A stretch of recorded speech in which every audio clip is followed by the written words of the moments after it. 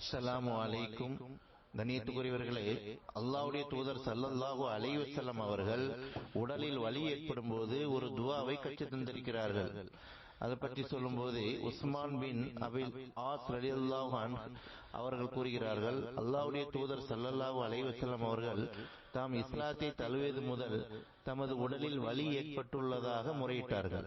அதுக்கு அல்லாஹ்வுடைய தூதர் ஸல்லல்லாஹு அலைஹி வஸல்லம் அவர்கள், நீர் உமது உடலில் வலியுள்ள இடத்தில் கையை வைத்து பிஸ்மில்லா என்று 3 முறை கூறிவிட்டு 7 முறை அஊது பில்லாஹி வ குத்ரத்திஹி மின் ஷர்ரி மா அஜிது வ உஹாதிரு. இதன் பொருள், நான் அல்லாஹ்விடம் அவனது ஆற்றலை முன்வைத்து நான் உணர்கின்ற தீமையிலிருந்தும் நான் அஞ்சுகின்ற தீமையிலிருந்தும் பாதுகாப்பு கோருகிறேன் என்று சொல்வீராக என்றார்கள். சஹீஹ் முஸ்லிம் 4430வது ஹதீஸாக பதிவு செய்யப்பட்டிருக்கிறது.